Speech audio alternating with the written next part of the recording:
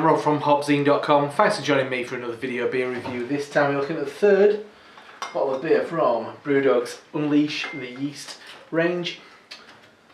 It is a bottle of their Bavarian Weizen, 6.3% ABV. Same recipe, same hops, same everything apart from the yeast. This time it's a Bavarian Weizen yeast. The second two, I kind of started off with the American Ale yeast. I thought that was quite the litmus test of this range, and then onto the Pilsner, now the Weizen, because I thought this is going to show probably quite a lot of yeast kind of character. I find it interesting that this series doesn't bottle condition, or Brewdog do lightly filter their beers. We mean like a Weizen and a Belgian Trappist, which is the other one what's left, the third of the fourth and final one.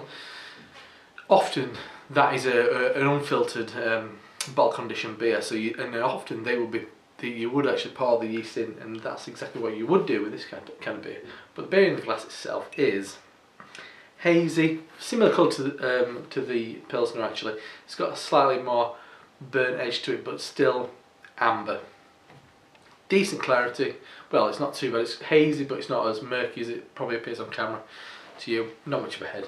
So let's check out the aroma.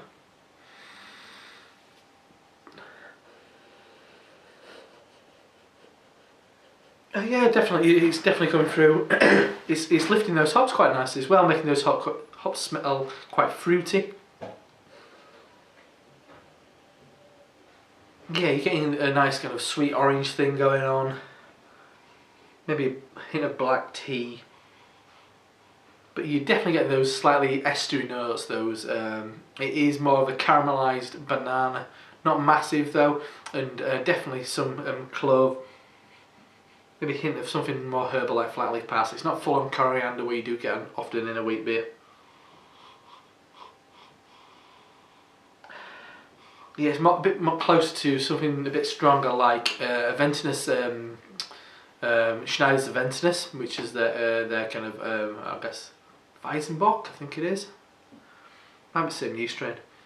Because it does remind me of that, because it's got a good amount of sweeter malt, which reminds me of like apricot tart, something so like a short crust pastry tart. It does smell good anyway, so let's dive in. Cheers. Big thanks to Sarah at Brewdog for sending this along with the rest of the range. I'm not sure if you can still buy this. It's quite nice. It's a bit closer to the Pilsen, the Pilsner.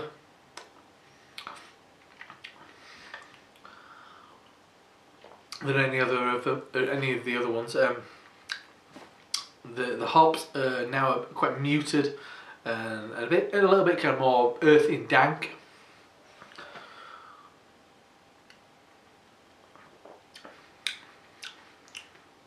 Yeah, it reminds me of like a wooden lolly stick after you've had like an orange lolly. There is a kind of a wet leaf, earthy note. More kind of slightly more fermented fruit, slightly manky peach. Quite a sharp grapefruit. Getting a slightly, I mean, we often think it's slightly metallic, a lot of Pilsners and wheat beers and that kind of thing, because they're often brewed on quite a large scale. It does have a slightly metallic quality to it, not massive though.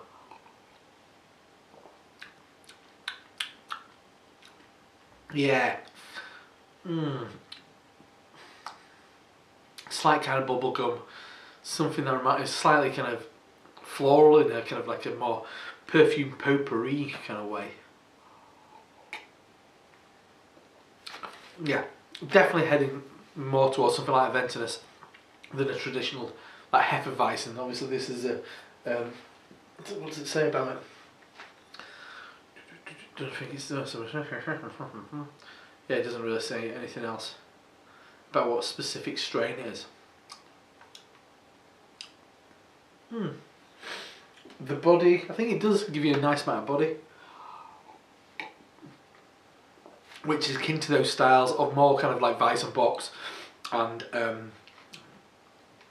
those type of things, opposed to something lighter like a wheat beer.